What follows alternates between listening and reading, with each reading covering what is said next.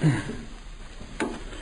الحمد لله نحمده ونستعينه ونستغفره ونعوذ بالله من شرور أنفسنا وسيئات أعمالنا من يهده الله فلا مضل له ومن يضلل فلا هادي له وأشهد أن لا إله إلا الله وحده لا شريك له وأشهد أن محمدا عبده ورسوله يا أيها الذين آمنوا اتقوا الله حق تقاته ولا تموتن إلا وأنتم مسلمون يا أيها الناس اتقوا ربكم الذي خلقكم من نفس واحدة وخلق منها زوجها وبث منهما رجالا كثيرا ونساء واتقوا الله الذي تساءلون به والأرحام إن الله كان عليكم رقيبا يا أيها الذين آمنوا اتقوا الله وقولوا قولا سديدا يصلح لكم أعمالكم ويغفر لكم ذنوبكم ومن يطع الله ورسوله فقد فاز فوزا عظيما أما بعد فإن أصدق الحديث كتاب الله تعالى وخير الهدي هدي محمد صلى الله عليه وسلم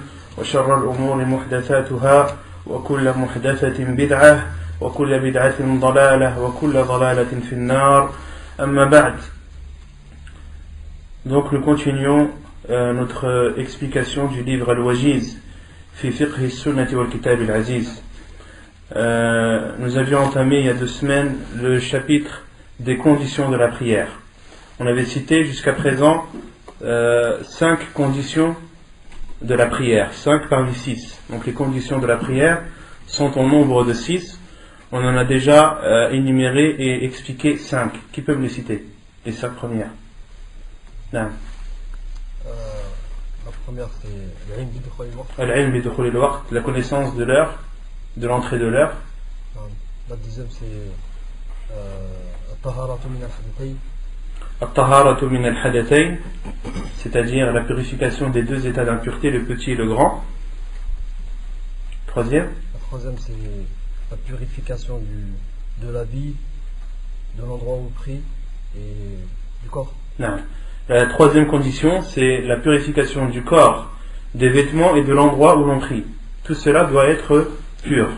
La quatrième? La niyya. Non.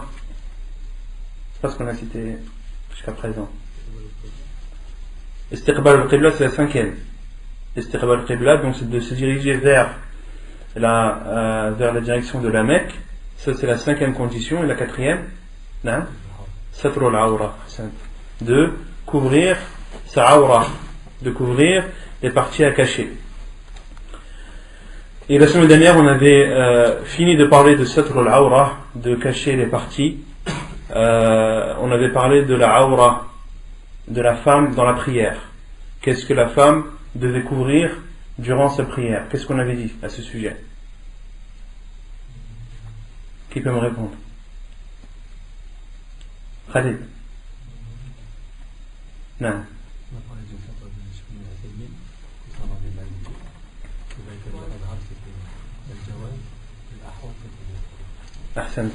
Donc on avait cité la parole de Cheikh Ibn Uthaymin rahimahullah lorsqu'il expliquait le hadith du prophète sallallahu alayhi wa sallam la yaqbalu Allahu salata ha'idin illa bi khimar, qu'Allah n'accepte pas la prière d'une femme pubère sauf avec un khimar. Et Cheikh Ibn Uthaymin rahimahullah a dit que dans ce hadith le prophète sallallahu alayhi wa sallam s'étue sur les autres parties. Il s'étue sur le visage, sur les mains et sur les pieds. Et il en a déduit que cela était autorisé, mais que le préférable et le plus sûr, le plus sécurisant, c'était pour la femme de couvrir ses mains et ses pieds durant la prière. On avait aussi cité l'avis de Cheikh Al-Albani rahimahullah, qui est un avis très fort, qui dit que la femme, il lui est autorisé de se découvrir le visage et les mains, mais par contre qu'elle devait couvrir ses pieds. Et il utilise pour cela le athar de Salama radiyallahu anha, la femme du prophète sallallahu alayhi wa sallam, أنها كانت تصلي بذرع وخمار وكان ذرعها يستر قدميها ظاهر قدميها. Salama radiyallahu anha priait avec un vêtement, al-dhir' qu'on avait dit c'était l'équivalent d'une tunique, et al-khimar, donc une étoffe par laquelle elle recouvrait sa tête, et que sa tunique recouvrait le dessus de ses pieds. Cheikh Al-Albani rahimahullah en a déduit que la femme doit couvrir ses pieds durant sa prière. Et les savants en général, disent que le préférable pour la femme, c'est de couvrir ce qu'elle peut, de couvrir les mains, si possible, et les pieds également. Quant au visage, ils sont quasiment unanimes sur le fait qu'il est autorisé à la femme de prier le visage découvert. Concernant Satrul Awra, une question qui avait été posée il y a 2 semaines, auquel je n'avais pas répondu. Quel est le jugement sur le fait de prier avec un pantalon? Donc les savants condamnent ce fait, condamnent qu'un musulman prie avec un pantalon et disent ils disent que c'est détestable au minimum et au pire c'est interdit.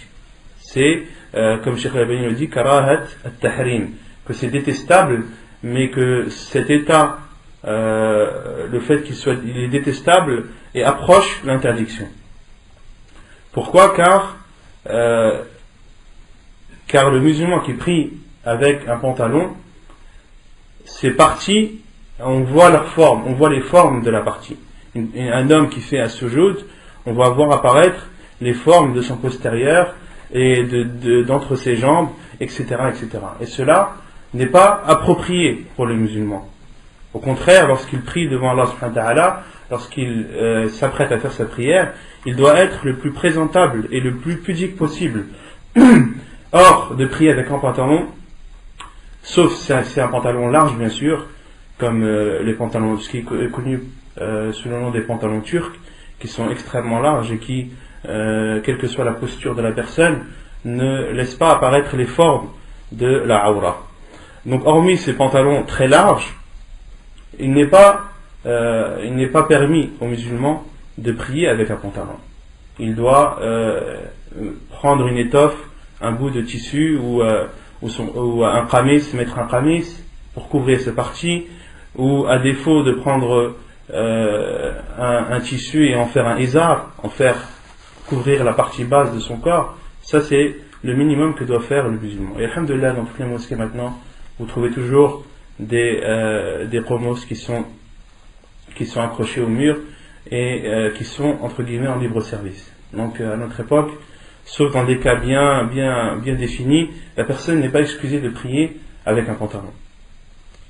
Et quant à la validité de la prière, les savants sont d'accord sur le fait que malgré qu'il fasse quelque chose de très détestable, cela n'influe pas sur l'authenticité et sur la validité de sa prière. Comme cela est l'avis de Cheikh Al-Albani rahimahullah et de Cheikh Ibn Uthaymin rahimahullah al-Jami'. Ils disent que malgré que cela soit interdit et que le musulman en faisant cela a fait une grave erreur, sa prière reste néanmoins valide.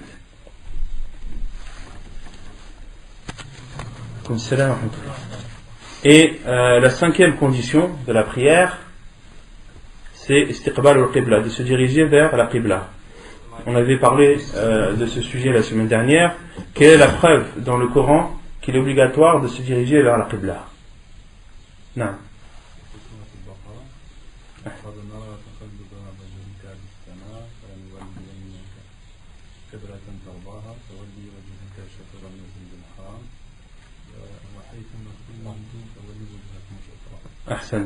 Donc c'est la parole d'Allah subhanahu wa ta'ala lorsqu'il parle à son envoyé alayhi salatu wassalam: قَدْ نَرَى تَقَلُّبَ وَجْهِكَ فِي السَّمَاءِ فَلَنُوَلِّيَنَّكَ قِبْلَةً تَرْضَاهَا فَوَلِّ وَجْهَكَ شَطْرَ الْمَسْجِدِ الْحَرَامِ وَحَيْثُمَا كُنْتُمْ فَوَلُّوا وُجُوهَكُمْ شَطْرَهُ.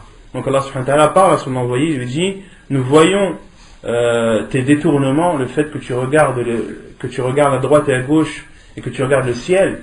قَدْ نَرَى تَقَلُّبَ وَجْهِكَ فِي السَّمَاءِ. Pourquoi Allah subhanahu wa ta'ala a dit cela à son prophète alayhi salatu wassalam? Car le prophète sallallahu alayhi wa sallam, lorsqu'il arrivait à Médine, il priait en direction de Bayt al-Maqdis, en direction de Jérusalem, de la mosquée de Jérusalem. Combien de temps le prophète sallallahu alayhi wa sallam a-t-il prié à Médine en direction de Jérusalem? Qui connaît la réponse?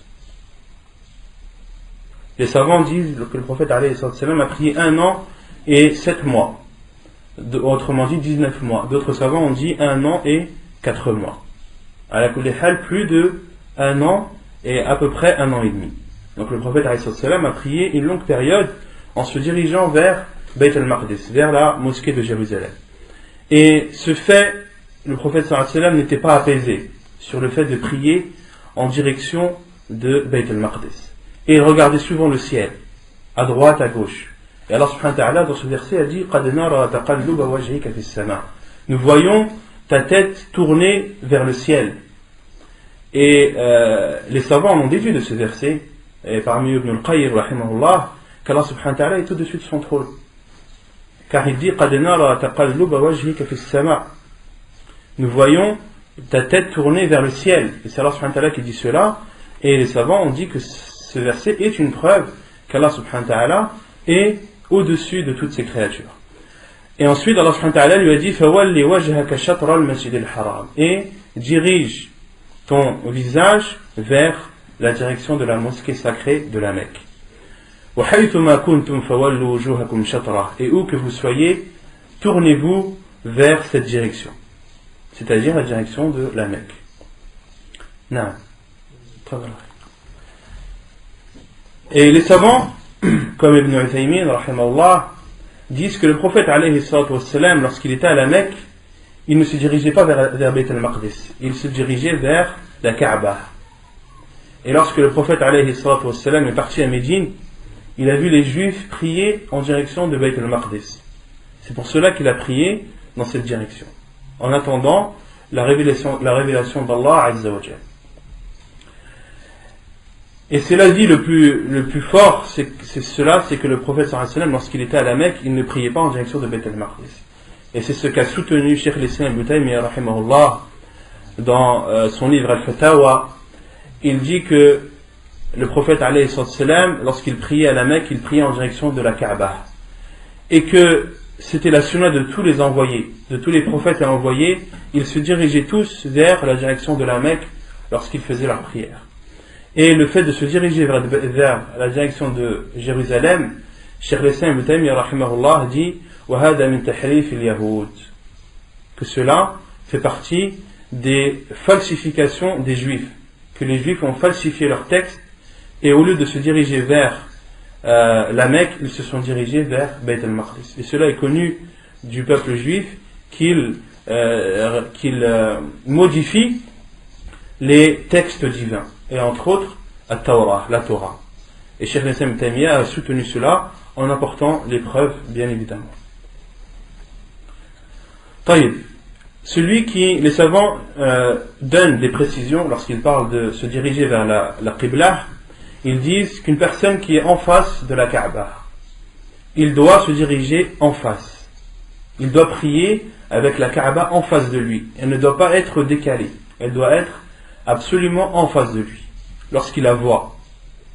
Et plus la personne s'éloigne de la Kaaba et de la Mecque, et plus la direction s'étend, plus la direction devient grande, plus il y a de la facilité. Et plus tu te rapproches de la Mecque, plus tu te rapproches de la mosquée, et plus tu te rapproches de la Kaaba, et plus la direction devient restreinte. D'accord ? Et c'est pour cela que le prophète alayhi salatu wassalam, lorsqu'il était à Médine, qu'est-ce qu'il a dit à ses compagnons ? Ma bayna al-mashriqi wal-maghribi qibla. Le prophète alayhi salatu wassalam a dit à ses compagnons, lorsqu'il était à Médine, entre l'est et l'ouest, c'est la qibla. Médine se situe au nord de la Mecque. Médine se situe au nord de la Mecque. Donc, ceux qui étaient à Médine devaient se diriger vers le sud. Et le prophète alayhi salatu wassalam leur a dit Ma bayna al-mashriqi wal-maghribi qibla. Entre l'est et l'ouest, c'est la qibla. Autrement dit, toute cette partie entre l'est et l'ouest fait partie de la qibla pour ceux qui sont éloignés de la Mecque. Et le prophète alayhi salatu wassalam a dit ce hadith lorsqu'il était à Médine. Mais prenons l'exemple d'une personne qui est en Égypte. Qu'est-ce qu'on lui dit au niveau de sa qibla? Hein? Sa qibla, elle est à l'est. Et si on veut appliquer le hadith du prophète sallallahu alayhi wa sallam, ma bayna al-mashriqi wal-maghribi qibla, qu'est-ce qu'on dit à ceux qui sont en Égypte? Entre le nord et le sud. Ma bayna al-shamal wal-janub qibla. Donc il ne faut pas prendre le hadith du prophète sallallahu alayhi wa sallam et l'appliquer à tous les coins de la terre. Non, cela c'est pour ceux qui ont la Qibla au sud ou au nord. Ceux qui sont au Yémen, leur Qibla est au nord. D'accord? Et même pour eux, pour ceux du Yémen, le hadith du prophète sallallahu alayhi wa sallam, ma bayna al-mashriq wal maghrib qibla, entre l'est et l'ouest d'une Qibla, il s'applique aussi aux gens du Yémen. Et ainsi de suite. Et pour nous qui sommes en France, la Qibla est au sud-est. Quelle est, si on va appliquer le hadith du prophète sallallahu alayhi wa sallam, c'est entre le nord-ouest, entre le nord-est, entre le nord-est et le sud-ouest. Donc ça c'est la Qibla. Et comment comprendre ce hadith du prophète alayhi salatu wassalam? Ma bayna al-mashriqi wal maghrib qibla. Les savants disent celui qui connaît la direction de la Qibla, soit par une boussole ou soit par ses repères, il lui est obligatoire de prier vers cette direction. À partir du moment où tu connais la direction bien précise de la Qibla, tu te dois de prier vers cette direction. Mais si tu ne sais pas, par exemple une personne qui ne sait pas où se trouve le sud-est et qui prie vers le sud, d'accord? Et ensuite il s'est rendu compte que la Qibla c'était le sud-est, mais c'était pas le sud. Qu'est-ce qu'il fait? Il ne fait pas la prière. Pourquoi? Parce qu'il a prié vers la Qibla. Car la Qibla pour nous c'est entre le nord-est et le sud-est. Et le sud-ouest. Non. Entre le nord-ouest et le sud-ouest. Vous avez saisi? Donc cela est une facilité. Les savants disent que ce hadith c'est une facilité d'Allah Azza wa Jal envers sa communauté.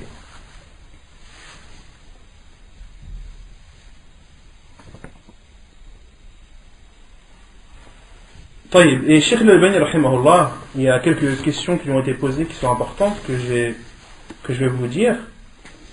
Est-ce qu'il est autorisé de prier derrière un imam? هل تجوز الصلاة وراء إمام لا يتجه إلى القبلة مع علمه بذلك? Est-ce qu'il est autorisé de prier derrière un imam qui ne se dirige pas vers la Qibla tout en sachant sa direction?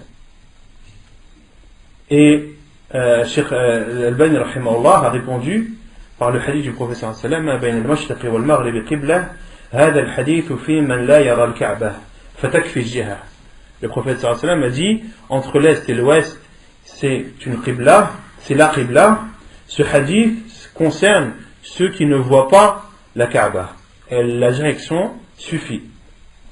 Amma man shahadaha bi'aynihi aw bil'ilmi min 'indihi هو يؤمن بذلك وأن جهة القبلة هي ومع ذلك ينحرف عنها فهذا صلاته باطلة ولا ينبغي أن يصلي وراءه ما دام أنه معاند.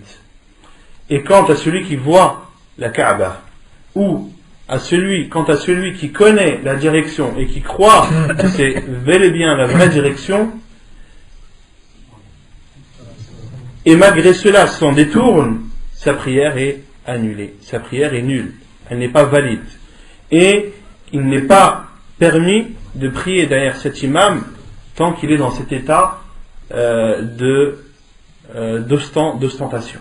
Tant que cet imam prie dans une direction autre que la Qibla, alors qu'il en connaît très bien la vraie direction, il n'est pas permis de prier derrière lui tant qu'il est dans cet état d'ostentation et de non-acceptation de la vérité. Il a été aussi posé la question à Cheikh Al-Albani rahimahullah, هل يجب أخذ البصول في السفر لتحديد القبلة لمن يجهل كيفية تحديدها? Est-ce qu'il est obligatoire de se munir d'une boussole lorsque l'on est en voyage pour connaître la direction de la Qibla pour celui qui ne connaît pas les façons de la repérer? Et Cheikh rahimahullah a dit na'am yajib. Il a dit oui, il est obligatoire. Donc il est obligatoire pour celui qui sait qu'il va aller en voyage et qui sait qu'en voyage il n'aura aucun moyen de se repérer, de connaître la Qibla, il lui est obligatoire de se munir d'une boussole pour pouvoir prier en direction de la Qibla. Taïb. Et on avait cité la semaine dernière les cas dans lesquels il est permis de ne pas se diriger vers la Qibla. Quels sont-ils? Non, Mustafa. C'est Safar? ala rahila fi nawafil. Donc en voyage sur une monture pour des prières surérogatoires. Donc il est autorisé aux voyageurs, donc il n'est pas autorisé pour autre que le voyageur de prier sur une monture, c'est-à-dire s'il n'est pas sur une monture, il ne lui est pas autorisé de ne pas se diriger vers la Qibla, et également que ce soit une prière surérogatoire et non obligatoire. Et le deuxième cas, fait en cas de peur. En cas de peur, on avait cité la parole d'Allah subhanahu wa ta'ala, فَإِنْ خِفْتُمْ فَرِجَالًا أَوْ رُكْبَانًا. Et si vous avez peur, priez alors en marchant ou sur une monture. Donc cela est propre à la prière de la peur. Taïb. Quelle est la preuve qu'il est autorisé de prier en dehors de la direction de la Qibla sur une monture, en voyage et pour une prière surérogatoire? Quelle preuve on avait cité? Naam? Hadith ibn Omar.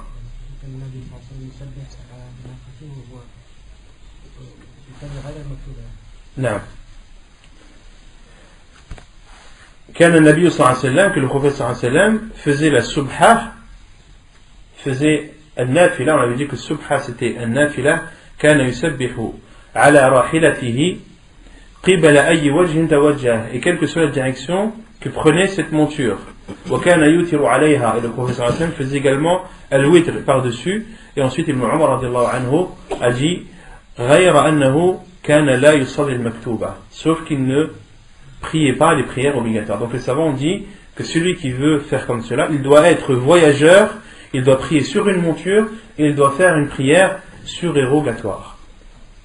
Et il y a un autre hadith de Anas radiallahu anhu qui vient spécifier ce hadith, où Anas radiallahu anhu dit أن النبي صلى الله عليه وسلم كان إذا أراد أن يتنفل استقبل بناقته القبلة, que le prophète صلى الله عليه وسلم, lorsqu'il voulait faire une prière surérogatoire, il dirigeait sa monture vers la Qibla. Et les savants ont déduit de ce hadith qu'il est préférable de se diriger vers la Qibla au début et ensuite de prier quelle que soit la direction que prendra sa monture. Donc il est préférable pour celui qui veut faire la sunna du prophète sallallahu alayhi wa sallam comme il le faut, avant de prier, de diriger la monture vers la Qibla, de faire takbirat al-ihram et ensuite de laisser la monture se diriger là où elle le voudra. طيب الشرط السادس النية. يقول المؤلف النية وهي أن ينوي الصلاة التي قام إليها ويعينها بقلبه كفرض الظهر أو العصر أو سنتهما مثلا. Donc la sixième condition, c'est l'intention. Et l'intention, c'est-à-dire d'avoir l'intention de prier et de spécifier cette prière dans son cœur, comme par exemple de prier l'obligatoire de Dhuhr, la prière obligatoire de Dhuhr ou de l'Asr, ou par exemple leur sunan, les deux rak'at qu'on fait avant al-Dhuhr ou avant al-Asr. Donc l'intention, elle réside dans le cœur. ولا يشرع التلفظ بها لأن النبي صلى الله عليه وسلم لم يتلفظ بها. Et il n'est pas légiféré de prononcer cette intention, car le prophète sallallahu alayhi wa sallam ne l'a jamais prononcée, c'est-à-dire avec sa langue. Il faut la préciser avec son cœur, mais ne pas la prononcer avec sa langue. وإنما كان صلى الله عليه وسلم إذا قام إلى الصلاة قال الله أكبر ولم يقل شيئا قبلها. Et le prophète sallallahu alayhi wa sallam, lorsqu'il voulait prier, il se levait et disait Allahu Akbar. Il disait Allahu Akbar sans dire quoi que ce soit avant. ولا يلفظ بالنية البتة. Et le prophète alayhi salatu wassalam n'a jamais prononcé l'intention. ولا قال أصلي لله صلاة كذا. Il n'a jamais dit je prie pour Allah telle prière. مستقبل القبلة, en me dirigeant vers la qibla. 4 rak'at, 4 rak'at imaman, 4 rak'at en tant que imam ou en tant que ma'moum, c'est-à-dire ceux qui prient derrière l'imam. Il n'a jamais dit aussi ada'an, c'est-à-dire un rattrapage, wala qada, c'est-à-dire de fait de faire la prière, de s'acquitter de la prière, ni si c'est un rattrapage, wala fardu wala furida al-waqt wa hadhihi 10 bid'a, wala fardu al-waqt, ni l'obligation de l'heure, c'est-à-dire la prière obligatoire qui doit être accomplie à l'heure bien précise. وهذه 10 بدع. Et ceci sont 10 innovations لم ينقل عن أحد قط, qui n'ont jamais été rapportées par qui que ce soit, بإسناد صحيح ولا ضعيف, que ce soit à travers une chaîne de transmission authentique ou faible, ولا مسند ولا مرسل, ni une chaîne de transmission musnadah wala mursalah. Qui connaît la différence entre les deux? Qui connaît la définition de l'hadith al-musnad et l'hadith al-mursal? Non? Le mursal, c'est un sahabi qui monte dans la chaîne de transmission. Wa mursalun ma minhu as-sahabi ou saqat. Et al-musnad, al-hadith al-musnad, c'est un hadith où tous les rapporteurs sont présents. De celui qui rapporte le hadith jusqu'aux compagnons du prophète alayhi salam. Tous les rapporteurs sont présents et il ne manque personne. Contrairement à l'hadith al-mursal, lorsque vous entendez l'hadith al-mursal, c'est lorsque le compagnon ne fait pas partie de la chaîne de transmission. Lorsque c'est un tabi'i qui rapporte du prophète sallallahu alayhi wa sallam. Ça c'est un hadith mursal. Un tabi'i ne peut pas rapporter directement du prophète sallallahu alayhi wa sallam. Pourquoi? Car il ne l'a pas vu. Et le hadith al-mursal entre dans le cadre de le hadith al-da'if, fait partie des hadiths faibles. Et donc ici le cheikh dit, il rapporte en fait la parole de l'imam Ibn al-Qayyim rahimahullah, qui dit que tout cela, toutes les innovations qu'il a citées, le fait de dire je prie pour Allah, telle prière, 4 rak'at en tant qu'imam ou en tant que ma'moum, en me dirigeant vers la qibla, c'est une prière que je fais à son heure, c'est une prière que je rattrape, tout cela n'a aucune source dans la religion, n'a jamais été rapporté, même dans un hadith faible. ولم ينقل عن أحد قط بإسناد صحيح ولا ضعيف ولا مسند ولا مرسل لفظة واحدة منها البتة. Il n'a jamais été rapporté ne serait-ce qu'un mot de ce que l'on a cité. ولا عن أحد من الصحابة, ni cela n'a été rapporté par cela n'a pas été rapporté par les compagnons également. ولا استحسنه أحد من التابعين, et aucun des tabi'in n'a jugé cela bon. ولا الأئمة الأربعة, de même que les 4 imams, aucun d'eux n'a dit ou n'a jugé bon le fait de prononcer la niyya, l'intention, avec sa langue. Donc là vous avez la preuve claire et précise sur le fait que de prononcer la niyya, de prononcer l'intention, est une innovation dans la religion. Et comme disent les savants, لو كان خيرا لسبقونا إليه, si c'était un bien, les compagnons du prophète alayhi salam nous y auraient précédé, nous auraient précédé à cela. Et donc là la condition, l'intention est une condition de la prière. Qu'en est-il sur le fait de changer d'intention durant sa prière? Est-ce qu'une personne a le droit de changer son intention pendant sa prière?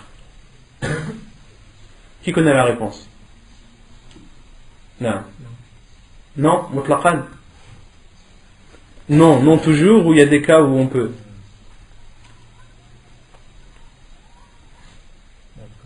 D'accord. Les savants disent min mu'ayyan ila mu'ayyan wa min mutlaq ila mu'ayyan fahada la yajuz. C'est-à-dire de changer d'intention. On va prendre l'exemple d'une prière. Les savants disent mu'ayyan, c'est-à-dire une prière bien précise. On prend l'exemple de, par exemple, sunnat al-fajr. les 2 rak'at avant salat al-subh, les 2 ratibat al-fajr, sunnat ratibat al-fajr. C'est une prière qui est surérogatoire. Elle est précise. Vous êtes d'accord avec moi qu'elle est précise? C'est bien la prière al-fajr. Supposons qu'une personne prie sunnat al-fajr, commence à prier sunnat al-fajr après takbirat al-ihram, et se dit non, en fin de compte, je vais faire les 2 rak'at de l'wudu. Les 2 rak'at de l'wudu, c'est une prière qui est mu'ayyana aussi, qui est précise. D'accord? Les savants disent non, là il ne t'est pas autorisé. Car tu passes d'une prière précise, de l'intention d'une prière précise, vers une prière précise. Or, avant de faire une prière précise, il faut d'abord avoir l'intention avant. Donc cela n'est pas légiféré. Vous avez compris? De même qu'ils disent la yajouz min mutlaq ila muayyan, qu'il n'est pas permis également vers une prière purement surérogatoire vers une prière précise. Par exemple, une personne qui prie chez elle, elle se dit je vais faire 2 rak'at fi sabilillah. Il n'y a aucune raison, sauf que je le fais de mon propre gré. Il dit Allahu Akbar, donc son intention c'était de faire une prière purement surérogatoire. Et pendant ce prière il dit je viens de faire l'odo, autant changer mon intention et prier cette prière avec l'intention que c'est les 2 rak'at que l'on fait après les ablutions. Donc là il veut passer d'une prière qui est purement surérogatoire vers une prière précise. Là les savants disent la yajouz, il n'est pas autorisé. Pourquoi? Car s'il voulait faire la prière précise, il aurait dû avoir l'intention avant. Et ils disent amma min mu'ayyanin ila mutlaq fahada jaiz. Et d'une prière précise vers une prière purement surérogatoire, cela est autorisé. Une personne qui rentre dans la mosquée, on prend toujours l'exemple de sunnat al-fajr, qui prie sunnat al-fajr après takbirat al-ihram, et il se rend compte qu'il a déjà fait sunnat al-fajr chez lui. Il se dit je vais changer mon intention et je vais prier, je vais changer mon intention et je vais prier une prière purement surérogatoire. Là les savants disent que cela est autorisé. Non. Ouais, mais dans ce cas-là, c'est la yajouz. Pourquoi la yajouz? Parce qu'on n'a pas le droit de faire après l'adhan, on fait que sunnat al-fajr. Là, nazim. Après l'adhan, on fait sunnat al-fajr? Non. Non, sahih. J'ai donné un mauvais exemple. Une personne qui rentre, je ne sais pas, par exemple, dans une autre horaire, une horaire où il est autorisé de prier. Voilà, que l'on fait d'avoir repris sur ce point.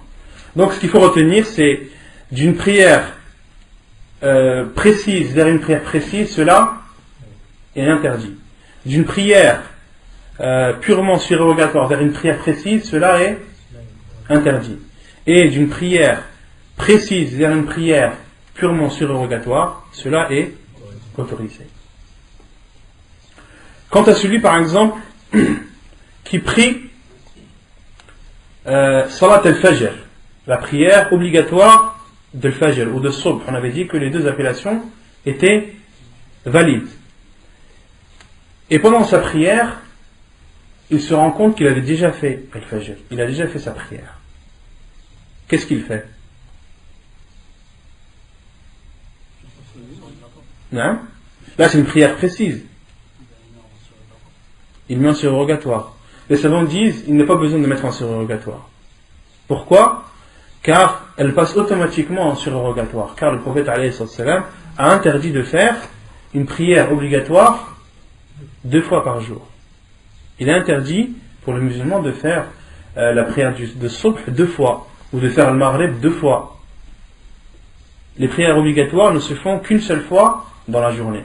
Donc une personne qui a déjà prié le Fajr, automatiquement son acte il passe en surérogatoire, comme cela est l'avis de Cheikh Al-Albani rahimahullah ta'ala. Non.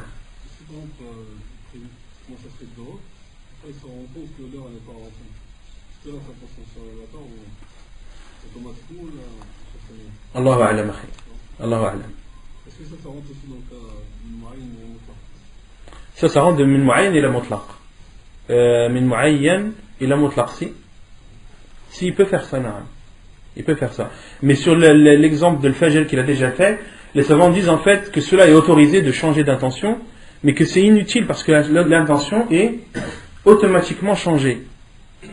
Cheikh Al-Albani dit qu'il n'a même pas besoin de le faire, même s'il le fait, il a le droit, car il passe d'une prière précise vers une prière purement surrogatoire. Mais il n'a pas besoin de le faire car c'est automatique. Taïb. Maintenant, une personne qui veut prier avec deux intentions, est-ce qu'il a le droit de le faire ou pas? Non? Ça dépend de quoi? Il n'y a pas des intentions pour un acte. Non? J'ai écouté il n'y a pas longtemps. Tu disais que je pouvais. Une cassette? De qui? D'un cher. Cher Badmoul? Non. Il est autorisé, cela est autorisé dans les prières surérogatoires ou dans les jeûnes surérogatoires ou dans les jeûnes surérogatoires. Pourquoi? Les savants ont donné l'exemple, par exemple, d'une personne qui doit rattraper un jour du Ramadan, d'accord, et il le rattrape, il veut le rattraper un lundi. Donc lui il rattrape son jour et en même temps il a l'intention de jeûner le jeudi pour avoir la récompense du jeûne de lundi. Et il veut aussi avoir la récompense du jeûne de lundi. Là les savants disent qu'il a la récompense de l'ajr, la récompense de la niya et la récompense de la niya de rattraper son jeûne et de l'avoir fait. En tout, il a trois récompenses. Il a trois récompenses.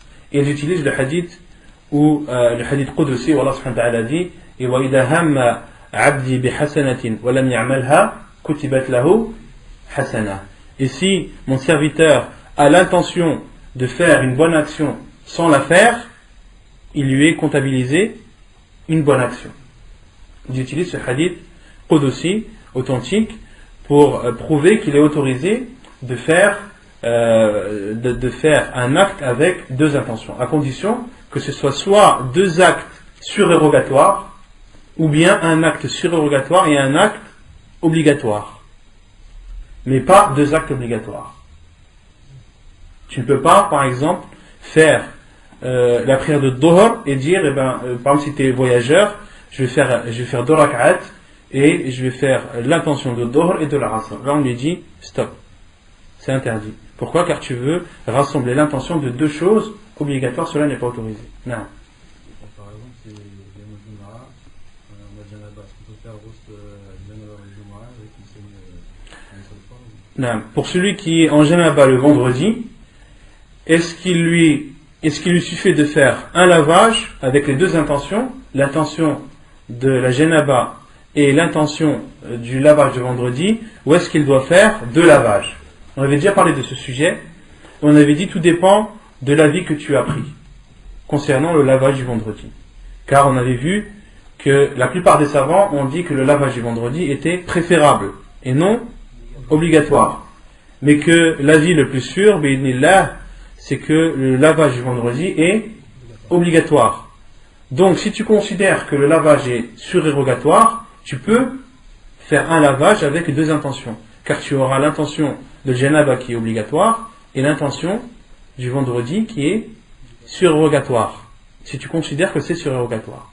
Mais si tu considères que le lavage du vendredi est obligatoire, tu dois obligatoirement faire deux lavages bien distincts, le lavage de la Janaba et le lavage du vendredi. Non. Non. Par exemple, le matin, on arrive à la mosquée juste avant ça. Et en fait, on a juste le temps de faire Dhuhr. Est-ce qu'on peut mettre la niya de faire Dhuhr et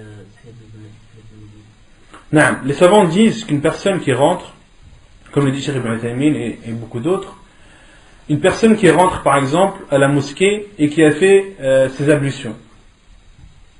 Il n'avait pas ses ablutions en entrant à la mosquée. Il rentre dans la mosquée, il fait ses ablutions et ensuite fait 2 rak'at avec l'intention de prier les 2 rak'at après les ablutions et pas l'intention de tahiyat al-masjid. Les savants ont dit, lui, il rentre dans le hadith du prophète sallallahu alayhi wa sallam, qu'il ne s'assied pas jusqu'à ce qu'il prie 2 rak'at. Mais cette personne, est-ce qu'elle a prié 2 rak'at ou pas? Elle les a priés. Donc, elle entre dans les hadiths, donc il lui est autorisé de s'asseoir, même si elle n'a pas eu l'intention que c'était tahiyat al-masjid. Car le principal, c'est de faire 2 rak'at. Le principal, c'est de faire 2 rak'at, que tu aies l'intention de le faire avec tahiyat al-masjid ou non, ou autre. C'est clair? طيب. Donc sur la niya, je pense que... Hein? Et si on rentre dans la mosquée, on fait une salat wajiba par exemple 4 rakats, et est-ce qu'on doit refaire 2 rakats avant de s'asseoir ou... Non, pareil. Là tu en as fait 4, on en a fait plus. Non, quand tu rentres, tu rentres, tu fais la prière obligatoire directement, tu peux t'asseoir. Sur la مسألة la niya, le hadith de Mu'adh bin Jabal radiyallahu anhu, quand il prie l'Aïcha avec le prophète sallam, il prie l'aller vers son peuple, et il faisait salat al-Aïcha avec eux. Ça rentre dans le cadre de Mu'ayyan et la Mutlaq, c'est ça? Ça rentre dans le cadre de Mu'ayyan et la Mutlaq.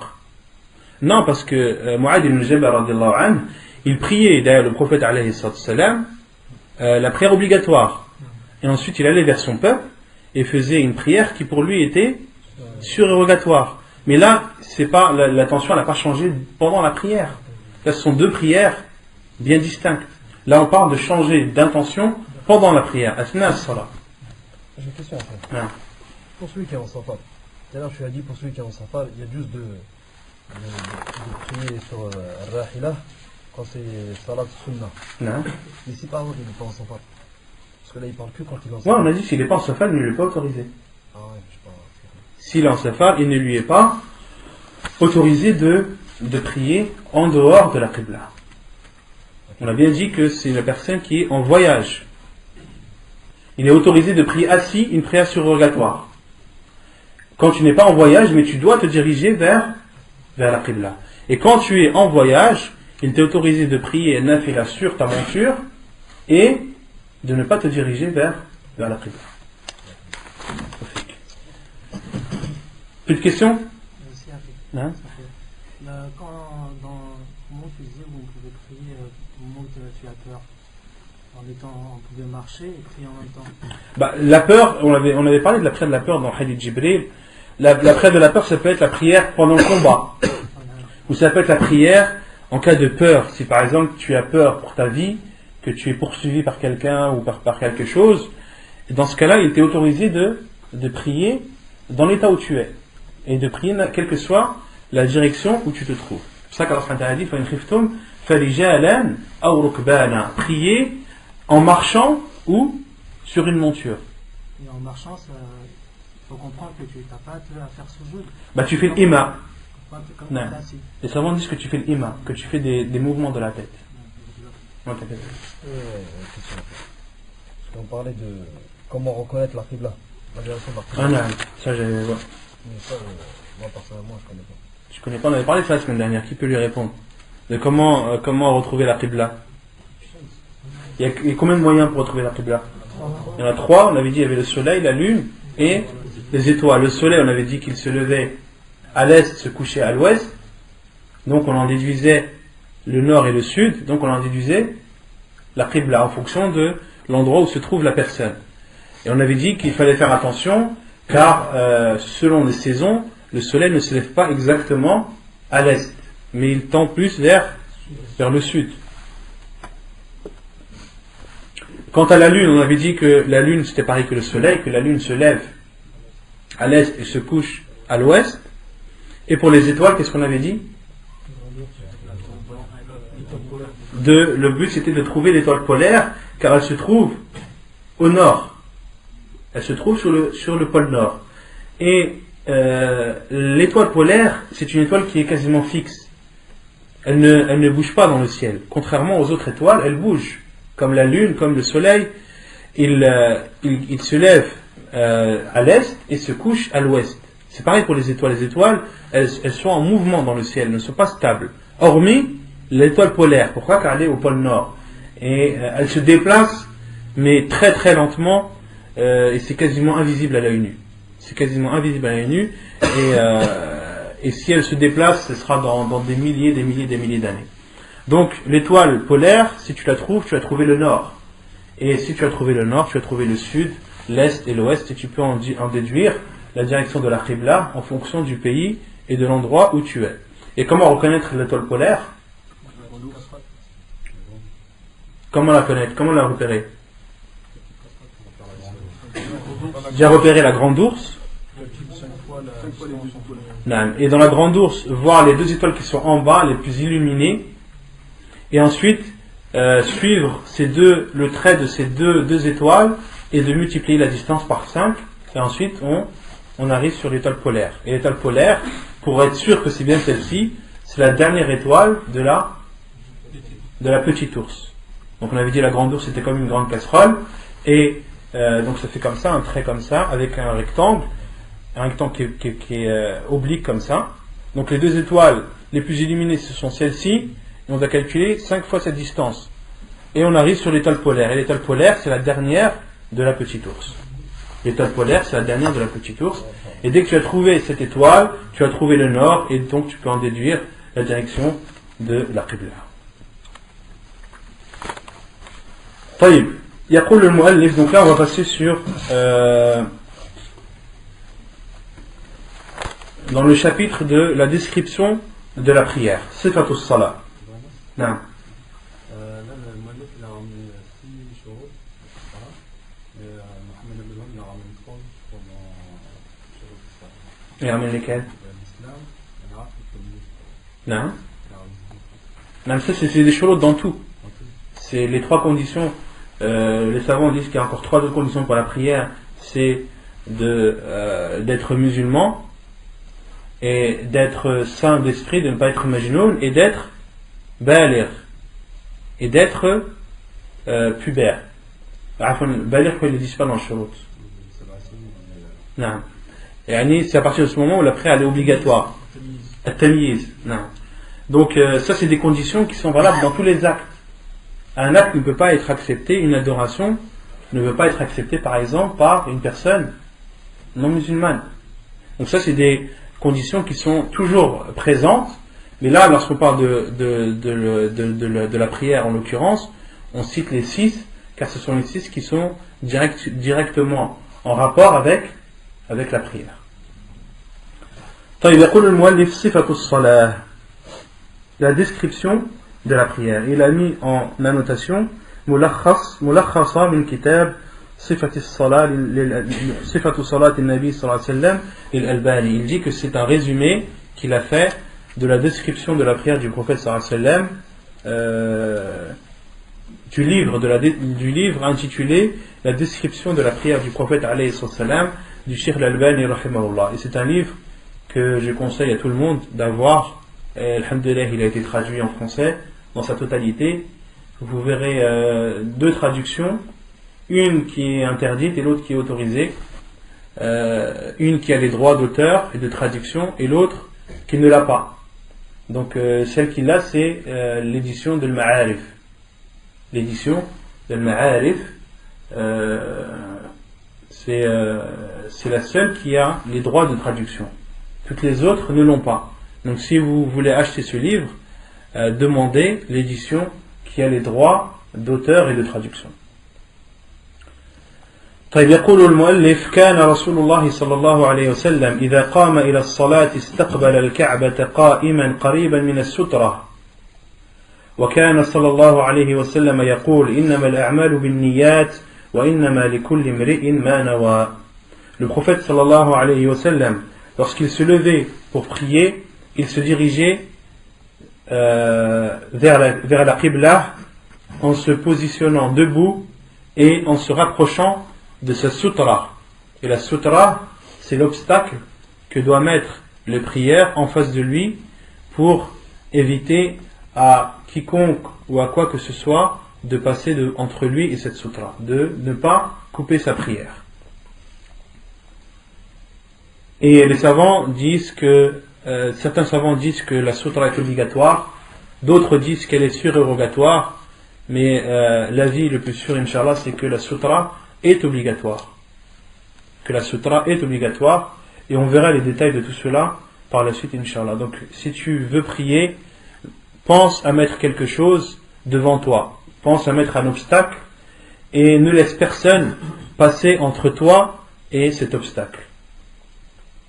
Et le prophète sallallahu alayhi wa sallam disait: Innamal a'malu binniyat wa innama likulli imri'in ma nawa. Les actes ne valent que par leur intention, et pour toute personne son intention. Wa likulli imri'in ma nawa. Et la personne n'aura que ce qu'elle a, que son intention. ثم كان صلى الله عليه وسلم يستفتح الصلاة بقوله الله أكبر. Et le prophète sallallahu alayhi wa sallam ouvrait sa prière en disant Allahu Akbar. وكان يرفع يديه مع التكبير. Et le prophète sallallahu alayhi wa sallam levait ses mains avec le takbir.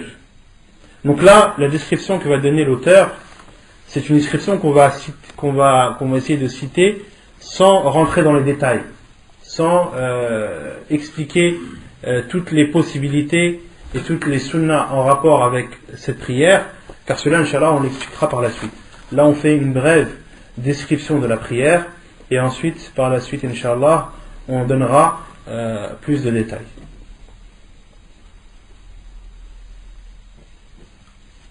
Je pense que là, le mieux, c'est que l'un d'entre vous se lève pour montrer en même temps que je lis comment faire, pour que l'on puisse voir concrètement comment est-ce que la prière doit se dérouler. Qui se porte volontaire? Non, après ça faute.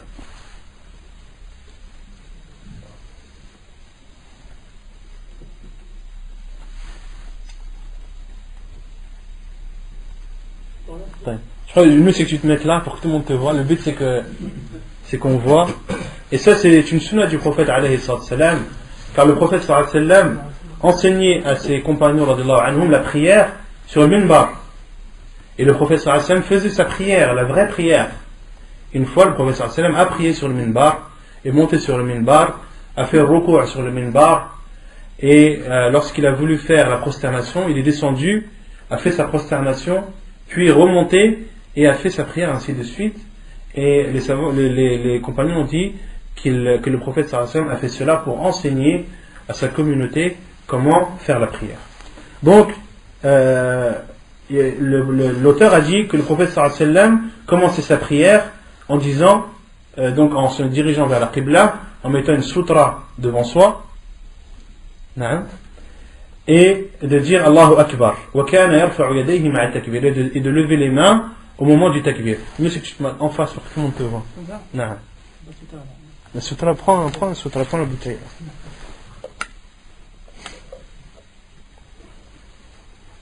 Donc de faire le takbir en levant les mains. Il n'y a pas de niveau, tu lèves les mains. Lève les mains. Allahu Akbar. Donc les mains, ici l'auteur ne l'a pas dit, mais il faut que les paumes de la main soient dirigées vers la Qibla. Et le prophète sallallahu alayhi wa sallam est levé de temps en temps au niveau des épaules. Vas-y, fais-le. Donc de temps en temps au niveau des épaules, et de temps en temps au niveau des oreilles, et aussi entre les deux. Entre les deux. Et le prophète sallallahu alayhi wa sallam posait sa main droite sur sa main gauche sur sa poitrine. Et beaucoup de personnes font l'erreur et comprennent fawqa sadrihi, c'est-à-dire au-dessus de sa poitrine. Et beaucoup font l'erreur de mettre la main au-dessus de la poitrine. Non, fawqa sadrihi yani ala sadrihi.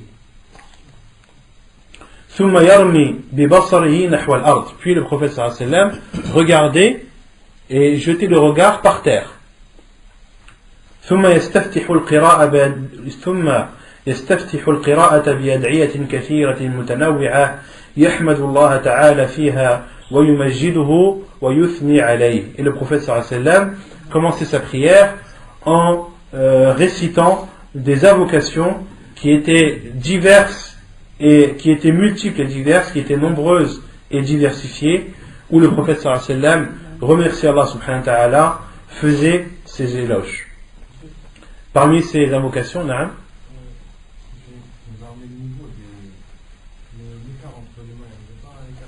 il n'y a pas l'écart entre les mains. Parmi les invocations que le prophète sallallahu alayhi wa sallam faisait, de l'adayat istiftah, subhanak Allahumma bihamdik, wa tabarak asmuk, wa ta'ala jadduk, wa la ilaha ghayruk.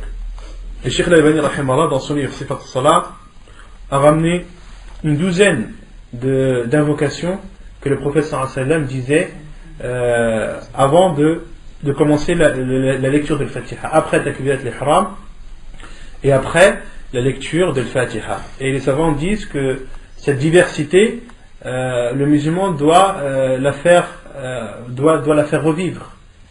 Le prophète sallallahu alayhi wa sallam faisait toutes ces invocations, et celui qui veut prier comme priait le prophète sallallahu alayhi wa sallam, qu'il essaie de changer souvent et d'essayer de dire toutes ces invocations au fur et à mesure de ses prières. De ne pas en dire 12 d'un coup, non, ni 2 d'un coup, mais à chaque fois de prendre une de ces invocations et de la réciter.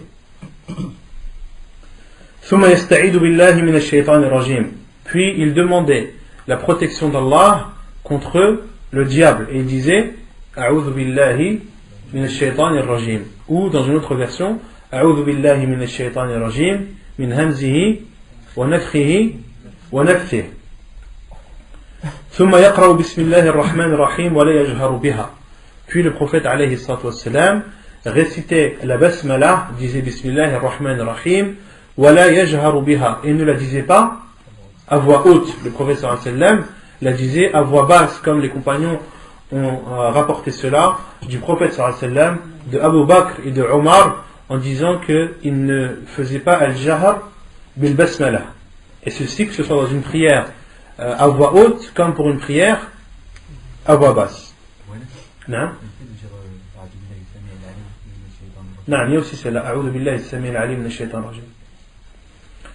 ويجهر بها ويجهر لا عفوا ثم يقرأ الفاتحة ويقطعها آية آية.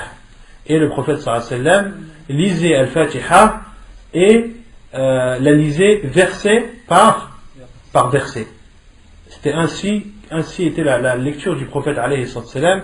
كان يقرأ آية آية. Le prophète sallallahu alayhi wa sallam lisait al-Fatiha verset par verset. فإذا انتهى من الفاتحة قال آمين ويجهر ويمد بها صوته. Et lorsque le prophète sallallahu alayhi wa sallam terminait sa lecture de l'Fatiha, il disait Amin ويجهر بها ويمد بها صوته. Et le prophète alayhi sallam la disait à voix haute et prolongeait. Il ne disait pas Amin, il disait Amin. Il prolongeait. De prolonger, de faire al-mad dans Amin, c'est une sunna du prophète sallallahu alayhi wa sallam. ثم يقرأ بعد الفاتحة سورة غيرها وكان يطيلها أحيانا ويقصرها أحيانا. Et le prophète alayhi sallam, après avoir récité la Fatiha, récitait une prière, une autre sourate, autre que la Fatiha, et de temps en temps c'était une prière, c'était une sourate longue et parfois courte. Donc parfois c'était une sourate longue et parfois c'était une sourate courte. وكان صلى الله عليه وسلم يجهر بالقراءة في صلاة الصبح وفي الركعتين الأوليين من المغرب والعشاء ويسر بها في الظهر والعصر والثالثة من المغرب والأخريين من العشاء. Et le prophète alayhi salatu wassalam récitait à voix haute durant Salat al-Subh, pendant les 2 premières raka'at de la prière du Maghrib et de l'Isha, et il lisait à voix basse pendant la prière de Dhuhr, la prière de l'Asr, la 3e raka'at de la prière du Maghrib et les 2 dernières de la prière du Isha. وكان يجهر بها أيضا في صلاة الجمعة والعيدين والاستسقاء والكسوف.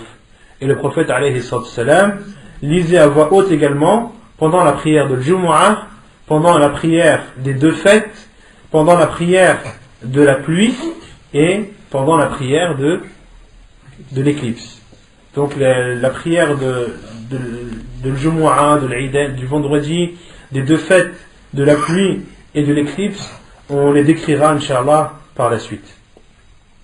وكان يجعل الركعتين الأخيرتين أقصر من الأوليين قدر النصف قدر 15 آية وربما اقتصر فيهما على الفاتحة. Et le prophète sallallahu alayhi wa sallam, les deux dernières rak'at étaient toujours plus courtes que les deux premières, de moitié.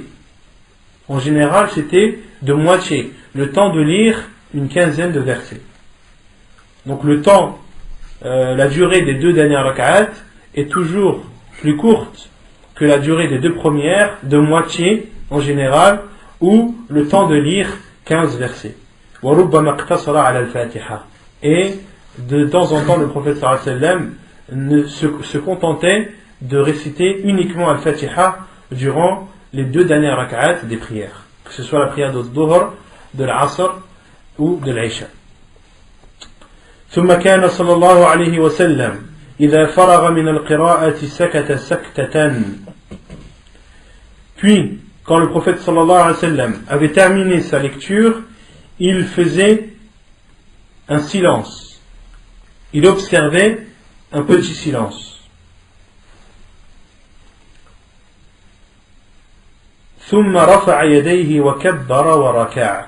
Puis il levait ses mains, disait le takbir et faisait son inclinaison. Donc avant de faire ar-ruku', avant de faire l'inclinaison, le prophète sallallahu alayhi wa sallam observait un silence.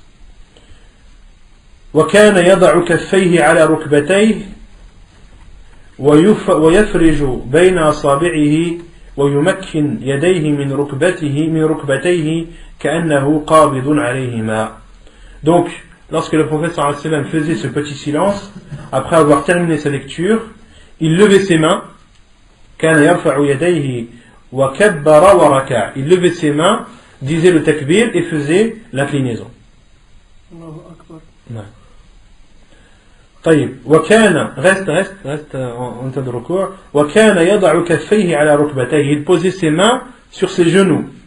ويفرج بين أصابعه. Et il écartait ses doigts. ويمكن يديه من ركبته. Et il tenait ses genoux fortement avec ses mains. كأنه قابض عليهما. Comme si il tenait ses genoux, comme s'il les attrapait. وكان يجافي مرفقيه عن جانبيه. Et le prophète sallallahu alayhi wa sallam écartait ses coudes de ses côtés, du côté de son corps. Donc il ne collait pas ses coudes à son corps. Montre comment il ne faut pas faire avant de montrer comment il faut faire. Non. Non. ويبسط ظهره ويسويه. Et il tendait son dos et le tenait droit. Il tendait son dos et le tenait droit. حتى لو صب عليه الماء لاستقر. Au point que si l'on versait de l'eau sur son dos, l'eau stagnerait. Là, si on verse de l'eau sur le dos du frère, elle va stagner ou pas? Donc il faut que le dos soit droit. Si on met de l'eau, l'eau ne tombe pas. Essaye de le faire. Refais le recours comme il le faut. Donc le prophète sallallahu alayhi wa sallam kana yabsutu dhahrahu wa yusawwih. Il le tendait et le mettait droit. Hein? Les bras ne doivent pas être tendus. Non. Il doit être écarté. طيب وكان يطمئن في ركوعه. Et le prophète sallallahu alayhi wa sallam était mutma'in, c'est-à-dire apaisé, ou avait la quiétude dans sa prière. Et ceci, وهذا ركن, et ceci est un pilier de la prière. De faire sa prière avec apaisement, de faire son recours, son inclinaison en étant apaisé. Cet apaisement, c'est un pilier de la prière. C'est un pilier de la prière. ويقول سبحان ربي العظيم ثلاثا. Et le prophète sallallahu alayhi wa sallam disait, lorsqu'il était en recours, Subhana Rabbi al-Azim 3 fois. Et dans une autre version, Subhana Rabbi al-Azim wa bihamdih. وكان يقول في هذا الركن أنواعا من الأذكار والأدعية تارة بهذا وتارة بهذا. Il disait pendant son inclinaison diverses rappels et invocations qu'il disait de temps en temps, comme par exemple Subbuhun Quddusun Rabbul Malaikati wal Ruh, et d'autres versions et d'autres invocations et d'autres adhkar que le prophète sallallahu alayhi wa sallam disait pendant al-ruku'. وكان ينهى عن قراءة القرآن في الركوع والسجود. Et le prophète sallallahu alayhi wa sallam a interdit de réciter le Coran pendant le ruku', l'inclinaison, et pendant le sujud, la prosternation. ثم كان صلى الله عليه وسلم يرفع صلبه يعني ظهره من الركوع قائلا سمع الله لمن حمده. Donc ensuite le prophète sallallahu alayhi wa sallam, lorsqu'il était en état d'inclinaison, il levait son dos en disant سمع الله لمن حمده. وكان يرفع يديه عند هذا الاعتدال, et il levait ses mains au moment où il relevait son dos. Non? Donc il levait ses mains au moment où il levait son dos et il disait سمع الله لمن حمده. Non. ويقول وهو قائم ربنا ولك الحمد. Et quand il était debout, il disait ربنا ولك الحمد. وكان تارة يزيد على ذلك. Et parfois il rajoutait d'autres invocations, comme par exemple حمدا كثيرا طيبا مباركا. ثم كان يكبر ويهوي ساجدا. Et donc là, lorsqu'il est relevé de ruku', vous connaissez tous la divergence des savants. Certains savants disent qu'il doit remettre sa main droite sur sa main gauche sur sa poitrine, de faire al-qabd, comme Cheikh Ibn Baz, Cheikh Al-Albani et d'autres, Cheikh Ibn Baz, Cheikh Ibn Uthaymin et d'autres. Et d'autres savants disent que non, il ne doit pas mettre ses mains, sa main droite sur, il ne doit pas faire al-qabd, mais doit laisser ses mains relâchées. Pourquoi?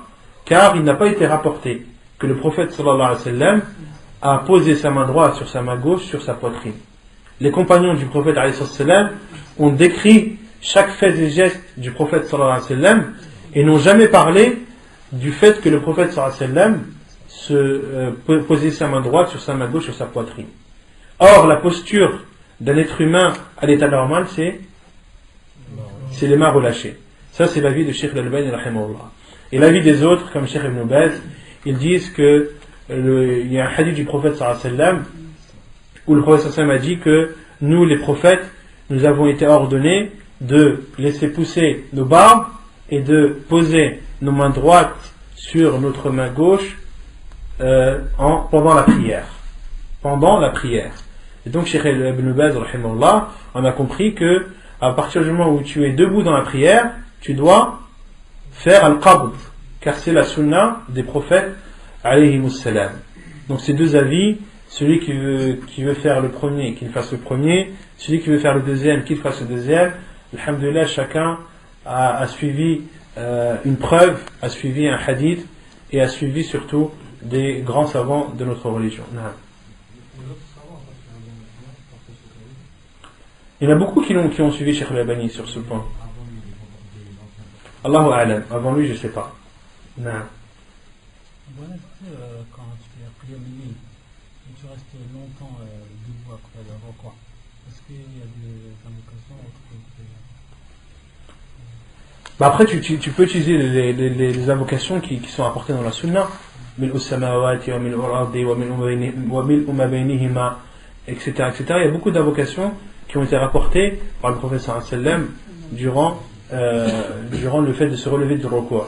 Une personne qui fait la prière de la nuit et qui est amené à rester longtemps debout après s'être relevé de son inclinaison, il peut faire toutes ces invocations.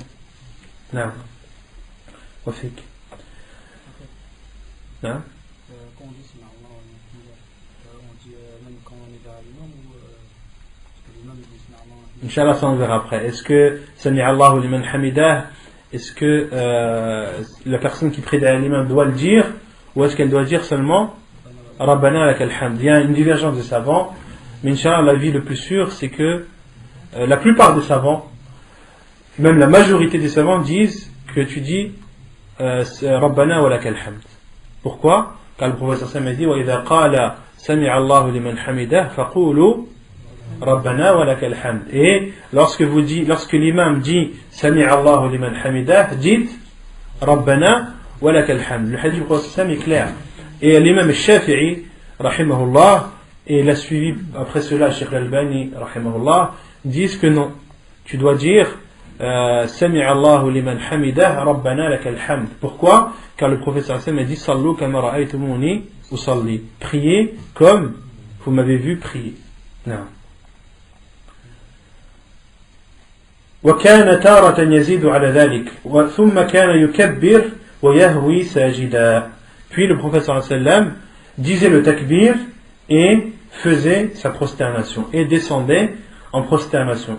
ويضع يديه على الأرض قبل ركبتيه.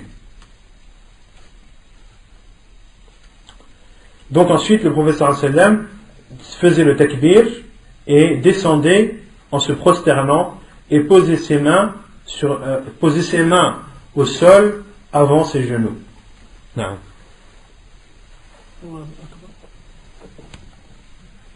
طيب وكان يعتمد على كفيه ويبسطهما. Et le prophète sallallahu alayhi wa sallam s'appuyait sur ses mains et les ouvrait. C'est-à-dire qu'il ne faut pas faire le sujoud avec les mains fermées, comme un point. Non, il faut que les mains soient ouvertes et posées par terre. ويضم أصابعهما ويوجههما قبل القبلة. Et il serrait ses doigts, il joignait ses doigts et les dirigeait vers la qibla. Contrairement à Ruku'. Pendant Ruku', on avait dit que les doigts devaient être écartés. Pendant ce jour, les doigts doivent être resserrés et dirigés vers la qibla. وكان يجعلهما حذو منكبيه وأحيانا حذو أذنيه. Et le prophète sallallahu alayhi wa sallam, de temps en temps, il mettait ses mains au niveau de ses épaules et de temps en temps au niveau de ses oreilles. ويمكن أنفه وجبهته من الأرض. Et le prophète sallallahu alayhi wa sallam touchait le sol à la fois avec son front et avec son nez. وكان يقول أمرت أن أسجد على سبعة أعظم. Et le prophète sallallahu alayhi wa sallam disait j'ai été ordonné de me prosterner sur 7 os. على الجبهة وأشار بيده على أنفه. Le prophète sallallahu alayhi wa sallam a dit le front et il a fait un signe avec sa main du nez. Le prophète sallallahu alayhi wa sallam a fait un signe avec sa main du nez.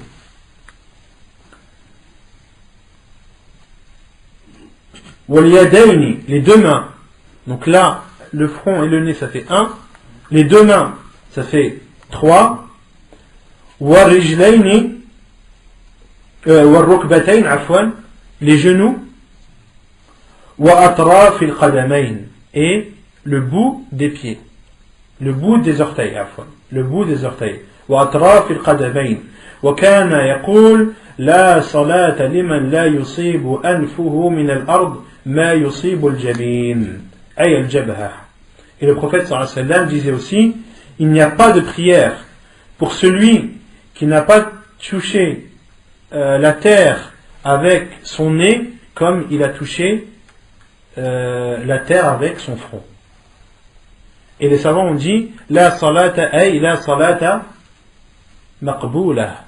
Les savants ont dit dans ce hadith il n'y a pas de prière, c'est-à-dire il n'y a pas de prière valide. C'est-à-dire que celui qui fait sa prosternation sur son front uniquement sans que son nez ne touche le sol, sa prière elle est batilah. Sa prière est nulle. Elle n'est pas valide et il doit la recommencer. Naam. Naam, c'est un des piliers de la prière. Naam. Il doit être à la position des pieds lors du roi. Lors de la la position des pieds. Il dirige... Non, de toute façon, la personne, elle doit être dirigée vers la qibla. Et lorsque tu dois diriger vers la qibla, tout ton corps doit être dirigé vers la qibla. Dans ce cas-là, si une personne elle peut prier les pieds arqués comme ça, dans ce cas-là, elle peut prier la tête tournée. Pourquoi est-ce qu'elle prie en face? Je pense qu'il y a des frères qui Non, les frères qui prient en face comme ça, on leur dit pourquoi est-ce que tu pries pas en regardant à droite? Ton corps il est vers la Qibla. Quand on dit qu'une personne doit prier vers la Qibla, c'est-à-dire que son corps entièrement doit être dirigé vers la Qibla. Et c'est pour ça que le prophète sallam, pendant ce jour, il joignait ses mains et il joignait ses doigts et les dirigeait vers la Qibla. D'accord? Donc si tu dois diriger tes mains vers la Qibla, tu dois aussi diriger tes pieds vers la Qibla. On verra ça, Inch'Allah, ça c'est les détails. Là on est en train de survoler un petit peu la prière.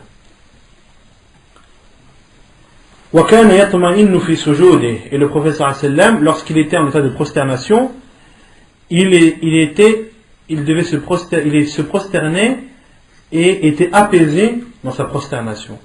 Et on a dit que l'apaisement c'est un pilier de la prière. Al-itmi'nan ruknun min arkan as-salah. Wa yaqul subhana rabbiyal a'la thalathan. Et il disait subhana rabbiyal a'la 3 fois. Wa kana yaqulu anwa'an min al-adhkari wal ad'iyah. Et il disait plusieurs sortes de rappels et d'invocations. Et il disait de temps en temps celle-ci et de temps en temps celle-ci. وكان يأمر بالاجتهاد والإكثار من الدعاء في هذا الركن. Et le prophète sallallahu alayhi wa sallam nous a ordonné d'accentuer et de faire le plus d'efforts possible dans les invocations pendant ce pilier de la prosternation. Et il dit أقرب ما يكون العبد من ربه وهو ساجد.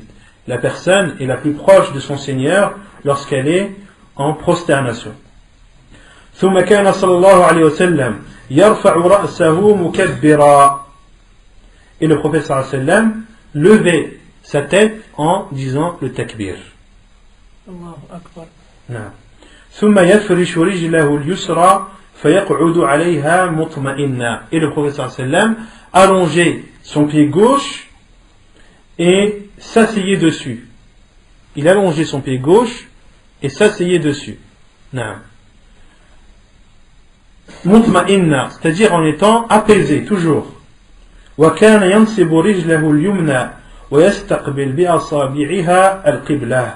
Et le prophète sallallahu alayhi wa sallam dressait son pied droit et dirigeait les orteils de son pied droit vers la Qibla. وكان يقول, et il disait durant cette posture, اللهم اغفر لي وارحمني واجبرني وارفعني واهدني وعافني وارزقني. ثم يكبر ويسجد السجدة الثانية كالأولى. Puis il disait le takbir, il disait Allahu Akbar et faisait la deuxième prosternation exactement comme la première. ثم يرفع رأسه مكبرا. Donc ensuite, il levait sa tête de la deuxième prosternation en disant Allahu Akbar. Il relevait sa tête en disant Allahu Akbar. Donc après la deuxième prosternation, il relevait sa tête et disait Allahu Akbar. ثم يستوي قاعدا على رجله اليسرى معتدلا. Et il s'asseyait toujours sur son pied droit. Sur son pied gauche, عفوا. حتى يرجع كل عظم إلى موضعه. Jusqu'à ce que chaque os revienne à sa place. Jusqu'à ce que chaque os prenne sa place. ثم ينهض معتمدا على الأرض إلى الركعة الثانية. Puis il se levait en s'appuyant sur le sol vers la deuxième rak'at. Donc autrement dit, cette posture c'est ce que les savants appellent la posture du repos, jalsat al-istiraha. Et le prophète sallallahu alayhi wa sallam se levait en s'appuyant de ses mains sur le sol, et c'est la sunna du prophète sallallahu alayhi wa sallam. Donc la sunna c'est quand on se relève, de se relever en s'appuyant sur le sol, et ne pas faire comme certains qui disent non, moi j'ai pas besoin de m'appuyer sur le sol, alhamdoulilah je me lève facilement, j'ai pas besoin de m'appuyer. أخي البروphète صلى الله عليه وسلم كان يعتمد. نعم نعم يا خلاف, mais الراجح c'est qu'il يعتمد. الراجح أنه يعتمد, de même qu'il y a un khilaf sur le jasad istiraha. Les savants ont dit que jasad istiraha, c'est uniquement lorsque la personne elle est fatiguée et qu'elle a besoin de cette jalsa. Mais l'avis le plus sûr, Inch'Allah, et on verra de toute façon les détails après, c'est que c'est une sunna du prophète sallallahu alayhi wa sallam, et le prophète alayhi wa sallam a dit Sallu kama ra'aytumuni usalli, priez comme vous m'avez vu prier. Donc plus tu ressembleras au prophète sallallahu alayhi wa sallam, et plus tu prieras comme il a prié. وكان يصنع فيها مثل ما يصنع في الأولى إلا أنه كان يجعلها أقصر من الأولى. Et le prophète alayhi wa sallam faisait durant la deuxième rak'ah comme il faisait durant la première, si ce n'est la durée. Si ce n'est la durée, la deuxième rak'at était plus court que la première. Non. Quand il se relève sur ces points ou sur ces... On verra les détails. Après, elle se relève sur le fait de se relever en s'appuyant sur les mains. Certains savants ont dit en s'appuyant sur les mains ouvertes. D'autres savants ont dit de s'appuyer sur les mains en les fermant, c'est-à-dire sur les poings. Et là, il y a un khilaf des savants. Et le khilaf, la divergence, elle a lieu sur un hadith, sur une version. Certains savants l'ont rendu faible, d'autres l'ont rendu authentique. Inch'Allah, on verra les détails de cela par la suite. ثم كان صلى الله عليه وسلم يجلس للتشهد بعد الفراغ من الركعة الثانية. Puis le prophète صلى الله عليه وسلم, après avoir terminé la deuxième rak'at, il s'asseyait pour le tashahhud. فإذا كانت الصلاة ركعتين جلس مفترشا. Et lorsque la prière était de 2 rak'at, كان يجلس مفترشا. Il s'asseyait en faisant l'iftirash. Qu'est-ce que l'iftirash? De mettre son pied gauche sur Non. Ahsan. L'iftirash, c'est ce que le frère a montré. Non, montre-le. Comme tout à l'heure, comme tu as fait tout à l'heure. Non. هذا الافتراش. فإذا كانت الصلاة ركعتين جلس مفترشا كما كان يجلس بين السجدتين. Comme il s'asseyait entre les deux sujud. وكذلك يجلس في التشهد الأول من الرباعية ومن الثلاثية والرباعية.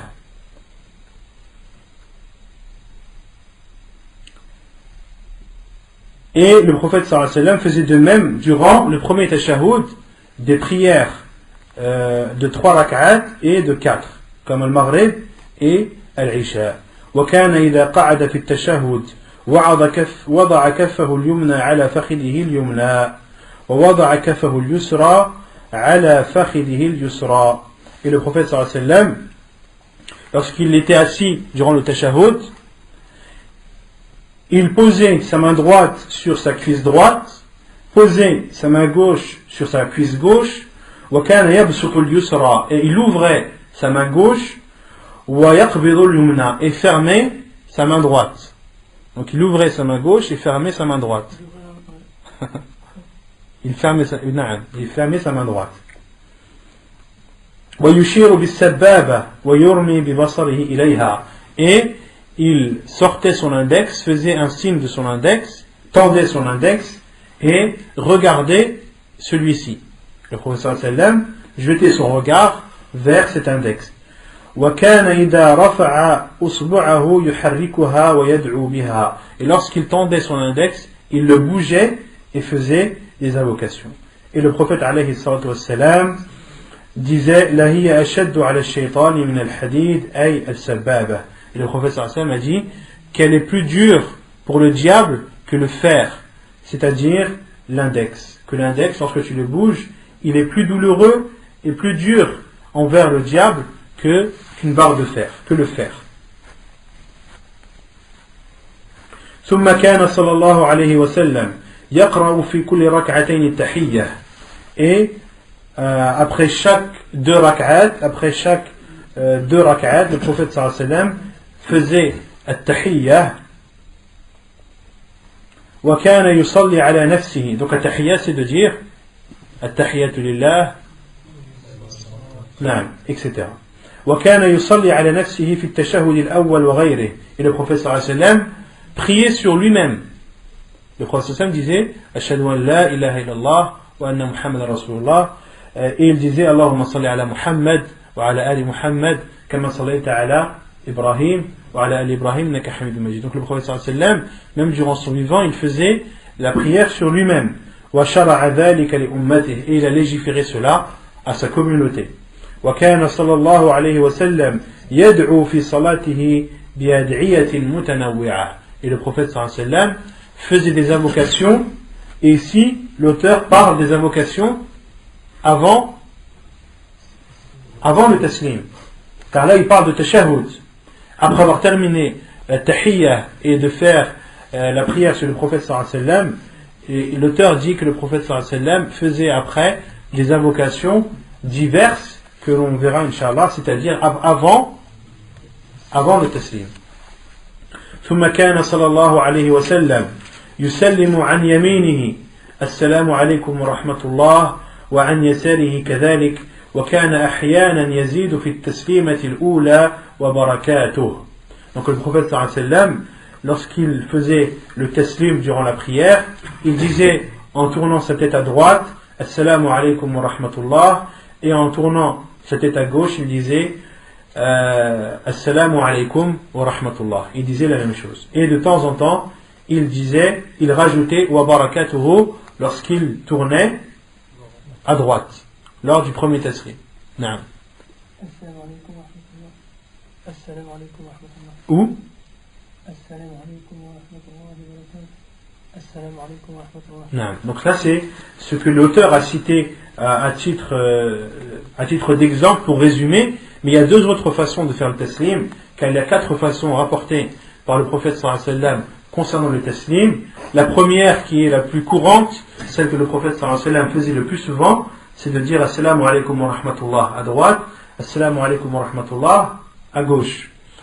Et la deuxième, c'est de dire Assalamu alaykum wa rahmatullahi wa barakatuhu à droite, Assalamu alaykum wa rahmatullah à gauche.